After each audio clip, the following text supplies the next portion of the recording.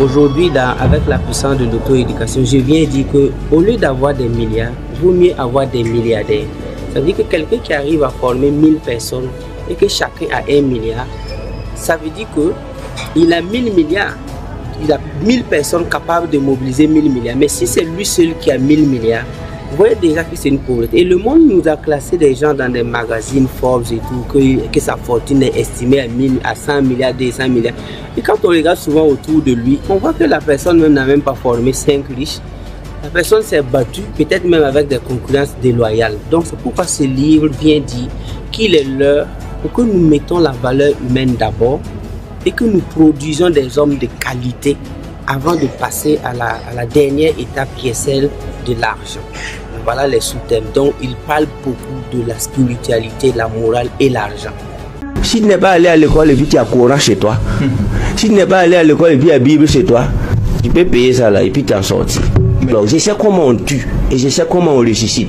Si je compose une leçon pour un pays aujourd'hui, pour que ce pays devienne pauvre dans 5 ans, je vous jure, on va dysfonctionner ce pays.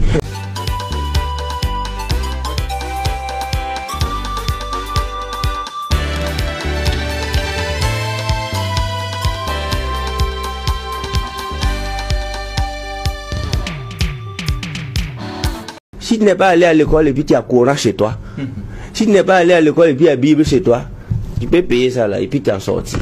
Mais de là à dire que la formation en terrorisme a commencé à l'école, est-ce que ce n'est pas osé? Oui, je vais vous réciter la leçon, on va juger puisqu'on est au tribunal. Allez-y. Le Burkina Faso, géographie, on a fait ça du CM2 jusqu'en terminale. Le Burkina Faso est un pays pauvre, limité au nord par le Mali, au sud par la Côte d'Ivoire. D'abord, un verbe d'État. On n'a pas dit que le Burkina Faso serait. On n'a pas dit que le Burkina Faso était. On a dit le Burkina Faso est un pays pauvre. Prenez toutes vos leçons de CM2. Le verbe est conjugué au présent. Et le verbe être. Quelle catastrophe. Donc ça veut dire que si on ne saute pas ce verbe-là, c'est-à-dire que dans 100 ans, le Burkina Faso est un pays pauvre. Limité au nord par le Mali, au sud par la Côte d'Ivoire. C'est un pays enclavé sans débouché maritime. Il pratique une agriculture de subsistance. L'élevage cuirasse latéritique ferragineux. Et l'élevage également est difficile. On a bossé ça du CM1 jusqu'à aller avoir le bac. Un enfant qui est assis sur ses 2 fesses, en train de composer un devoir pour insulter son pays, que c'est un pays pauvre, et c'est un pays enclavé, ça cuirasse latéritique ferragineux, agriculture de subsistance. Pourquoi lui là il ne va pas rejoindre les terroristes? Je vous pose la question. C'est pourquoi j'ai dit en haute et intelligible, voir que ça a commencé en classe. Parce que comment il va croire à son pays? Pourquoi voulez-vous qu'il soit patriote? Et d'ailleurs, je me rappelle que moi j'ai commencé une introduction en disant que l'agriculture du Burkina Faso est une agriculture de subsistance. Le professeur a souligné, il a mis bien. Bien. Parce que j'ai employé le mot subsistance. Il était ébahi. Mais c'est quand je suis devenu grand mentalement que j'ai compris que moi j'ai insulté mon pays pour avoir des points. Nous tous on a fait ça ou pas? Tous ceux qui piaillent, qui circulent avec que j'ai le bac, on a insulté notre patrie, oui ou non? Je vous pose la question. Mais est-ce que ce ne sont pas aussi les réalités? Quelle réalité? L'Israël a quelle mer? L'Arabie Saoudite, il pleut combien de fois par jour? À Dubaï, il pleut. Dubaï s'est débrouillé pour créer des mers artificielles. Moi j'ai créé un business à Dubaï. Je vais à Dubaï quand je veux. Quand je vais, je pleure. Pendant que d'autres prennent des photos, il y a des bateaux à Dubaï. Ils se sont débrouillés pour aller tirer la mer. Moi j'ai vu un candidat dire qu'il va faire venir la mer ici et des gens ont commencé à se moquer. Peut-être que lui aussi n'était pas sérieux avec ce qu'il disait. Sinon c'est possible. Un pays enclavé, l'Algérie. On ne dit pas que l'Algérie est un pays enclavé. Mais je connais des Algériens de 80 ans qui n'ont jamais vu la mer. Parce que du point de la mer jusqu'à l'autre côté, tu dois parcourir plus de 1200 à 1500 km. Je connais des gens au Maroc qui ont 80 ans. Ils n'ont jamais vu l'eau. Mais sur les cahiers du Maroc, on n'a pas dit que c'est un pays enclavé. Ils vivent bien. Ils n'ont jamais vu la mer parce que pour voir la mer au Maroc, il y a des gens qui parcourent 1000 km. Prenez la carte. La Libye. Quand vous prenez la Libye, si tu es en Libye du côté sud, tu veux voir la mer, il te faut dépenser des milliers de francs pour voyager, dormir, pour aller voir la mer et revenir. Mais les Libyens vivent dans leur cerveau. Mais entre nous et la Côte d'Ivoire, c'est combien de kilomètres? C'est pas 1000. Entre nous et le Ghana, c'est combien de kilomètres? C'est pas 1000. Entre nous et le Bénin, c'est combien de kilomètres? C'est pas 1000. En quoi on est enclavé? Un Burkinabé peut partir faire le week-end tous les jours devant la mer. Mais on est venu nous dire que quelqu'un qui est situé à 1000 kilomètres de l'eau, qu'il est enclavé. Donc c'est ça là, moi je suis métaphysicien et psychologue. Je sais comment on tue et je sais comment on ressuscite. Si je compose une leçon pour un pays aujourd'hui, pour que ce pays devienne pauvre dans 5 ans, je vous jure, on va dysfonctionner ce pays. Et ceux qui ont fait ces leçons, c'est des gens qui ont étudié la psychologie humaine avant de composer ça, nous donner. L'école, moi je vous informe ici solennellement que je construirai des écoles. Moi, les milliards que j'engrangeais et que j'engrange sera utilisé pour construire le maximum d'écoles. Parce que moi, ma vie sera dédiée à la connaissance. Donc le coach qui vous parle va construire des écoles. Maintenant, il faut venir voir. Donc, si tu arrives même à t'adosser au mur de mon école, tu vas réussir. Tu n'as même pas besoin de rentrer dedans. Le mur même va t'éduquer. Donc, pour votre part, l'école en global, moi je ne peux pas critiquer le système américain comme ça. L'Amérique gouverne. Donc, quand on parle d'école, il y a des gens qui ne veulent pas parler. Ils font exprès. Mais comme c'est exprès, bon, moi je ne vais pas commander. Donc c'est pour vous dire ça, qu'on n'a qu'à changer des matières. Aujourd'hui, je suis très content de voir le gouvernement qui prend des initiatives. Et quand moi je regarde, je suis très content. J'ai vu le discours du Premier ministre qui a parlé de l'école. Le président même en a parlé assez. Et je suis fier. Je suis très, je me suis jamais senti aussi burkinabé. Malgré tout, la jeunesse est toujours orientée vers les concours de la fonction publique. Mais ça aide déjà quand on voit les premiers responsables qui en parlent. Parce que vous savez, la question que j'ai dit, Bob Marley a dit, if you think that research is number are endless. And if you want to have number to be rich, you will die poor. C'est-à-dire que si tu penses que être riche en termes de chiffres, les chiffres sont infinis. S'il y a 1000 milliards, c'est qu'il y a 5000 milliards. S'il y a 5000 milliards, c'est qu'il y a 100 000 milliards. Et on ne va pas s'en sortir. Et si tu penses que être riche, c'est avoir un certain montant, tu ne vas jamais être riche parce que les nombres et les chiffres sont infinis. Donc, que lui, la richesse, c'est pas le compter l'argent. Je peux vous dire que j'ai 1 milliard, peut-être que j'ai eu au loto hier. Je peux vous dire que j'ai 10 milliards, peut-être que j'ai braqué une banque hier. Est-ce que ça, là, ce sont des indices pour qualifier un homme de riche? Donc c'est pourquoi ceux qui ont commis l'erreur monumentale depuis la nuit des temps, de classer les gens en fonction de leur compte bancaire, ont créé un désordre. Parce que les gens sont allés braquer, faire des concurrences déloyales, juste pour avoir des chiffres dans leur compte, pour se faire voir. Des gens ont fait des concurrences déloyales. Prendre des produits, c'est lui seul qui peut faire venir. Si un jeune s'amuse, on le bloque et sa marchandise pourrit. Et ce gars est gonflé dans le marché comme quoi, c'est un grand commerçant. Et après, on le respecte parce qu'il a l'argent. C'est fini avec ce livre. Ce livre-là va permettre à la jeunesse africaine de ne plus jamais juger quelqu'un en fonction de son compte bancaire. Donc c'est pourquoi j'ai dit ici que être riche, c'est d'abord être utile à soi et aux autres. Point. Et vous allez voir que dans tout marketing, il y a ce qu'on appelle le produit d'appel. Un produit d'appel, c'est un produit qu'on met à la porte. Tu viens et on te vend une V8. Si moi je veux vous vendre une V8, vous savez comment je vais faire? Je prends ton enfant, je lui donne des bonbons. Et ton enfant sera très content. Et il veut me voir tout le temps. Tonton qui m'a donné bonbons. Et à ce moment, votre enfant même va se détacher. À ce moment, je vais venir vous vendre une V8. Vous allez payer. Quand je parle d'argent, c'est parce que je sais que les gens aiment l'argent. Je vais les attirer. Et quand ils vont venir, c'est que je vais les servir là. La majorité fuit. Quand je parle de la caducité de l'école, il y a beaucoup de gens qui ont fui venir vers moi. Et après, ils sont repartis à l'école. Parce qu'ils sont venus s'en rendre compte chez moi que ce que je fais là, c'est 500 000 fois plus dur que l'école. Donc, ils sont repartis tranquillement faire leur bac et faire leur licence. Donc, ils sont venus dans mon centre Amrish. Ah, moi, j'aime pas l'école, j'aime pas l'école. Quand ils sont arrivés, 52 livres par an à lire. Et si tu fais 51, tu es renvoyé. Les gars est reparti tranquillement à l'école. Donc, c'est souvent des produits d'appel. Pour finir l'appareil simple. Ne vous fiez pas à l'apparence, car souvent l'apparence est trompeuse. Et je ne cesse aussi de dire à chaque instant, on ne juge pas un livre par sa couverture. Il a une réputation pour certains, l'une des personnes qui détestent l'école, l'une des personnes qui ne marquent pas l'accent sur l'éducation. Alors, comment se fait-il que un homme qui déteste l'école peut faire sortir un livre qui impacte et qui émane la société? Il s'agit bien du coach Ouedraogo Simon. Il est 8h le samedi 30 mars 2024 au Palais des Sports de Ouaga 2000. Nous sommes à la dédicace du livre La puissance de l'auto-éducation du greatest coach Simon Ouedraogo. Les participants affluent et une queue monstre se forme déjà à l'entrée principale du Palais des Sports. Je pense en tout cas qu'il est assez clair. Voilà, il parle franchement aux gens, même si ça fait, c'est la vérité, ça fait mal. Mais il faut que les gens le sachent.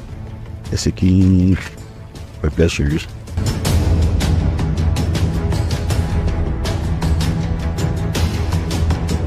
Bien, coach Simon, c'est quelqu'un que je suivais depuis et c'est très intéressant d'assister à son éducation de son nouveau livre qui est La puissance de l'auto-éducation. Je pense que ça serait très intéressant. À l'intérieur, les premières places sont déjà pleines et les tribunes sont prises d'assaut. Tout est en place, le cortège de coach Simon arrive en grande pompe sur les lieux.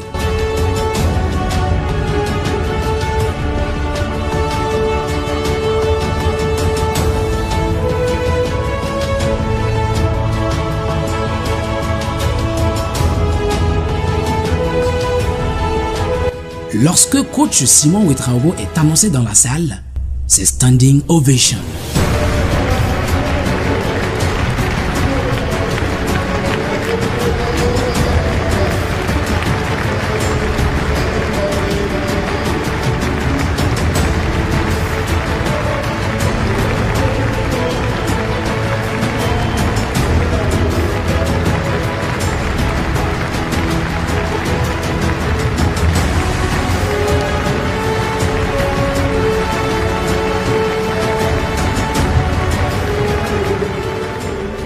Le titanier ainsi exécuté, la cérémonie de dédicace peut enfin commencer. C'est un pari réussi pour coach Simon Ouedraogo en termes de mobilisation ce jour au Palais des Sports de Ouaga 2000 pour la dédicace de son livre. Comme lui-même le dit assez souvent, le jamais vu et le jamais fait seront maintenant vus et faits. Eh bien, c'est chose faite en tout cas pour ce qui concerne cette dédicace. Des milliers de personnes sont venues de divers horizons du Burkina et même de la sous-région pour écrire l'histoire avec coach Simon Ouedraogo. Cette forte mobilisation annonce clairement une nouvelle ère d'Africains assoiffés de connaissances, de vérité et de liberté financière. La puissance de l'auto-éducation n'est pas seulement une œuvre littéraire, c'est un livre 100% pratique. Il est subdivisé en 9 chapitres, chaque chapitre comportant des exercices que le lecteur doit impérativement valider avant de passer au chapitre suivant.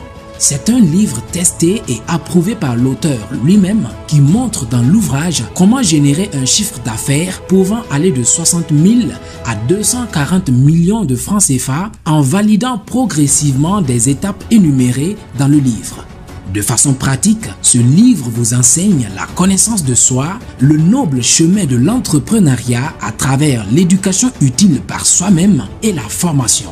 Aujourd'hui, avec la puissance de l'auto-éducation, je viens dire qu'au lieu d'avoir des milliards, il vaut mieux avoir des milliardaires. Ça veut dire que quelqu'un qui arrive à former 1000 personnes et que chacun a 1 milliard, ça veut dire qu'il a 1000 milliards.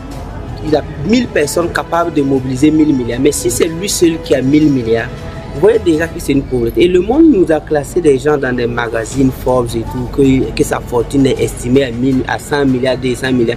Et quand on regarde souvent autour de lui, on voit que la personne même n'a même pas formé 5 riches.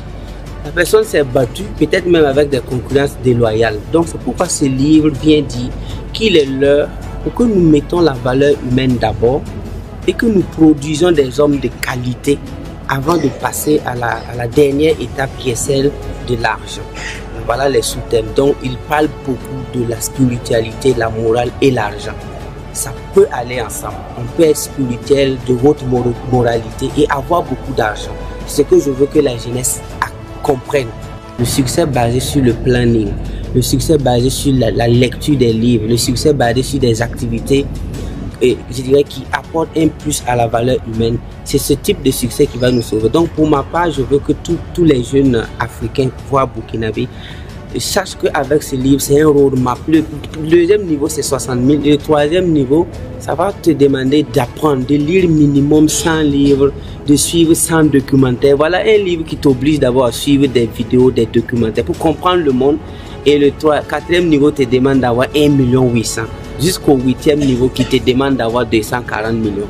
Mais de 60 000 à 240 millions, c'est un parcours de lecteur, de titan, de scientifique, de quelqu'un qui doit obligatoirement faire du bien pour avoir ces sommes. Donc ça permet vraiment aux jeunes d'avoir un nouveau repère, une nouvelle, je dirais, formule qui va les permettre vraiment de savoir qu'on peut quitter de n'importe quelle famille pour réussir. Moi personnellement, j'ai dormi dehors à Ouaga, j'ai poussé l'eau à Ouaga, j'ai passé des mois à dormir au milieu des briques ici à Ouaga en 2004.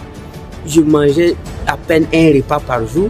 Mais tout ça, le fait que j'avais le plan du succès et que je lisais beaucoup, ça ne m'a pas découragé. Ça ne m'a jamais amené à aller postuler pour chercher un emploi. Je n'ai jamais été employé.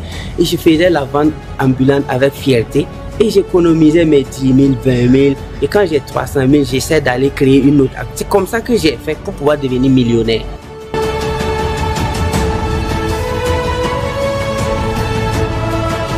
Dans cette vidéo, le coach Ouedraogo Simon nous dévoile son livre, nous met maintenant à la pression, parce que c'est une pression, je dirais, à tout individu qui aimerait réussir dans la vie, doit s'auto-éduquer. La puissance de l'auto-éducation du coach Ouedraogo Simon est un livre qui m'a beaucoup impacté, qui me booste jour et nuit.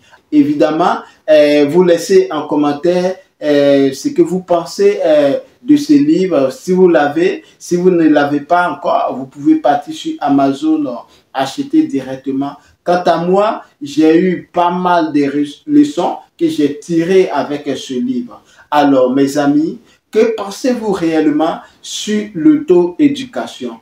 Pour vous qui ne me connaissez pas, je suis Kwame Ferdinand, je suis négociant de matières premières.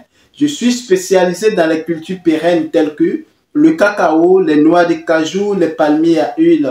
Et je suis également négociant spécialisé dans les céréales. Le titre de l'auto-éducation m'a beaucoup touché parce que en termes de spécialisation dans le domaine du cacao, j'ai suivi une formation de négoce en me spécialisant dans les céréales.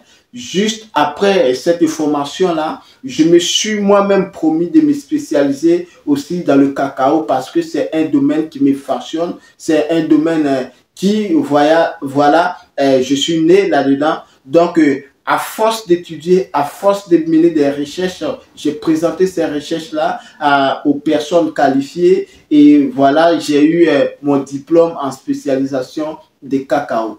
Alors, sur cette chaîne, nous parlons évidemment d'entrepreneuriat, nous parlons de business, nous parlons d'investissement, nous parlons de politique agricole, et nous plongeons également au cœur des paysans, producteurs de matières premières, afin de montrer leur quotidien, partager leurs cris de cœur et opter pour une solution rapide et efficace dans le but de contribuer au développement rural en apportant notre expertise favorable à leur réussite, tout en se servant de mise en relation entre producteurs et acheteurs sur les marchés nationaux et internationaux. Pour cela, vous avez mon numéro juste en bas de description et même affiché en bas de cette vidéo. Vous pouvez m'appeler pour pouvoir obtenir plus d'informations. Nous mettons également sur cette chaîne l'accent sur l'éducation entrepreneuriale christocentrique sans tabou. Si vous êtes donc en quête d'informations